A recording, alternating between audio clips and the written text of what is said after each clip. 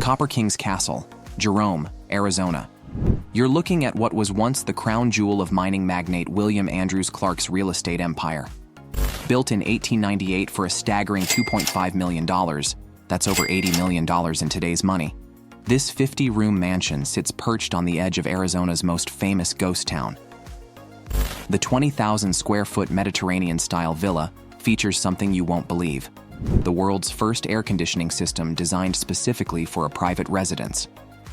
With its copper-domed towers and panoramic views of the Verde Valley, this holiday retreat hosted everyone from mining tycoons to European nobility.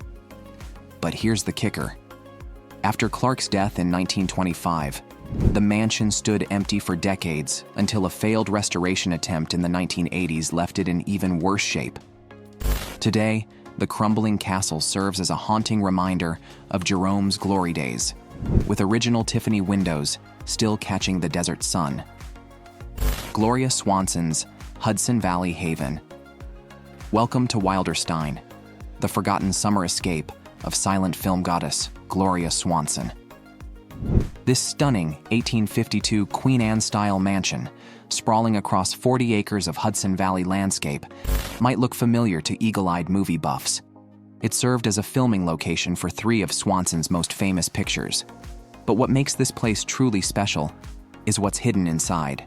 The mansion houses the largest collection of original Victorian furnishings, still in their original setting in America, including Swanson's personal Art Deco bathroom that cost $28,000 to install in 1925.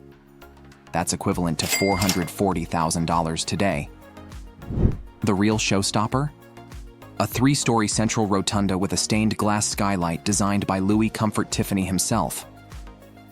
After Swanson's final visit in 1938, the estate fell into decline, and by the 1980s, water damage had threatened to destroy this piece of Hollywood history forever.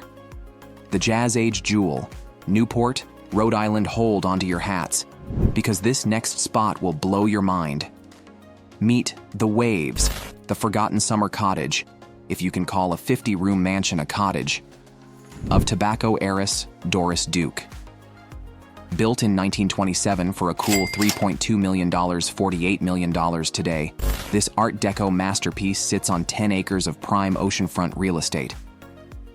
The most incredible feature? A unique indoor saltwater pool with a retractable glass roof, making it the first of its kind in America. The house even had its own jazz club in the basement, where legends like Louis Armstrong and Duke Ellington performed private concerts. But here's the tragic twist. After Duke's death in 1993, this architectural gem was left to deteriorate.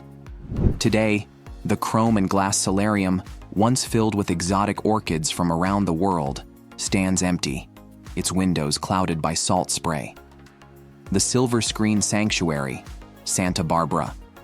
You're looking at El Mirador, the ultimate escape of silent film director Cecil B. DeMille. This 1921 Spanish colonial revival estate, perched high in the Santa Barbara Hills, spans an impressive 11,000 square feet and holds some incredible secrets. Ever heard of a film editing room with ocean views? This place had the first one ever built in a private residence. The property's most unique feature is its outdoor theater, complete with a concrete screen and terraced seating carved into the hillside, where DeMille would preview his latest films for Hollywood's elite. But what really sets this place apart is its custom-built camera obscura room, which projected live images of the Pacific Ocean onto a massive indoor screen.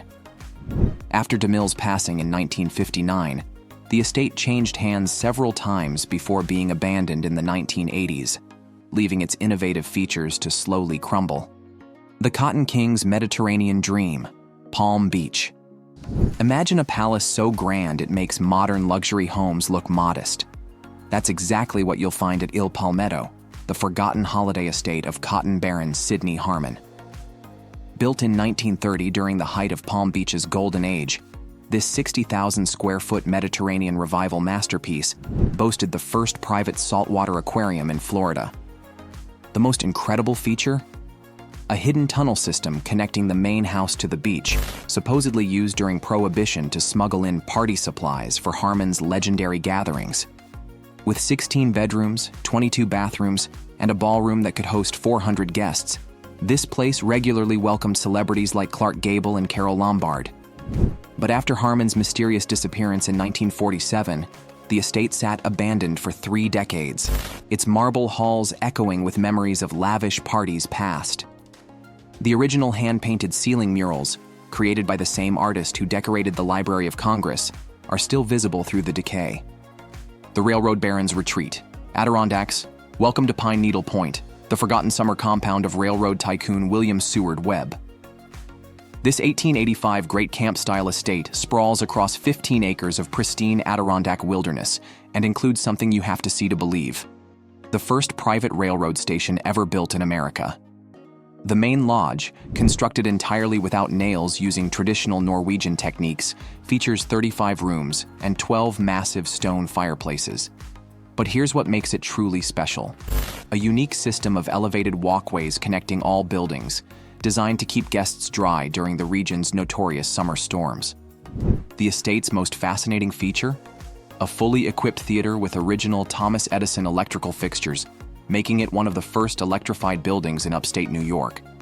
Abandoned since the 1960s, the property's elaborate boathouses and custom-built steamboats still rest quietly on the lake. The Hollywood Hideaway, Malibu Canyon. Get ready for a real treat. We're heading to Terra Bella, the secretive retreat of Hollywood power couple Douglas Fairbanks Jr. and Joan Crawford. This 1932 Spanish Revival compound, hidden deep in Malibu Canyon, was designed with privacy in mind, featuring the first helicopter landing pad ever installed at a private residence in California.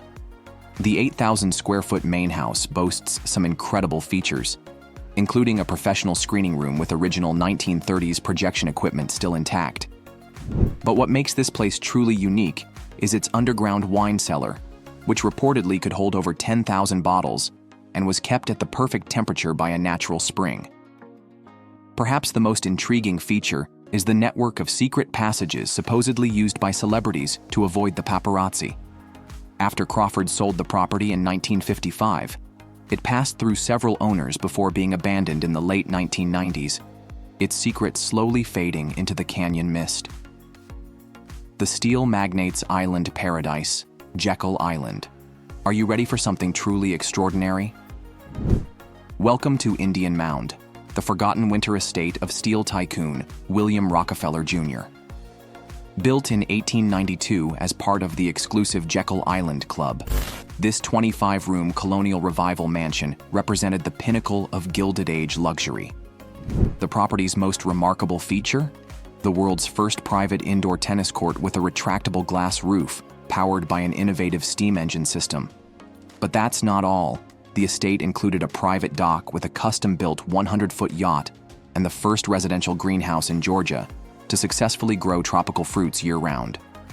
The most fascinating detail?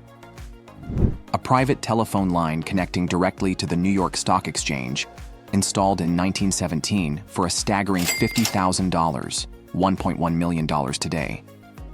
After the last Rockefeller visit in 1942, the estate gradually fell into disrepair, its grand rooms now haunted by memories of America's industrial aristocracy. The Publishing Queen's Mountain Retreat, Asheville.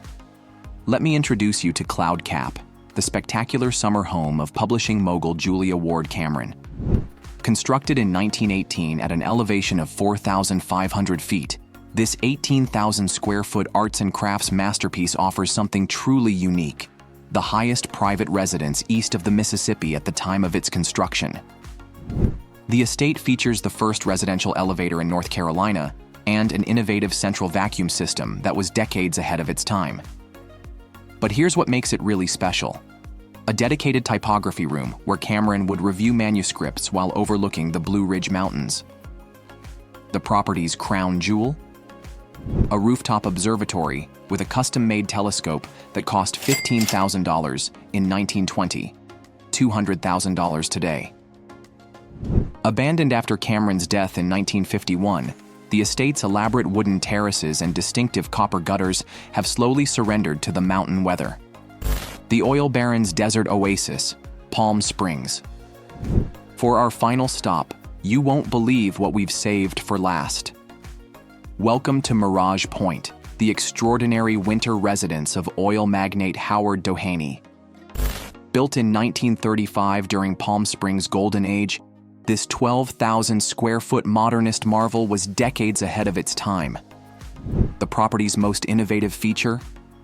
The first residential solar heating system in America, designed by none other than Frank Lloyd Wright himself. With its disappearing glass walls and infinity pool, one of the first ever built, the house seemed to float above the desert floor. The most incredible detail? A climate-controlled underground garage for 15 cars, complete with a hydraulic lift system, in 1935. After Doheny's financial collapse in 1960, this desert jewel was left to the mercy of the elements, its groundbreaking features slowly reclaimed by the sand and sun. Well, folks, that concludes our tour of these incredible forgotten playgrounds of the rich and famous.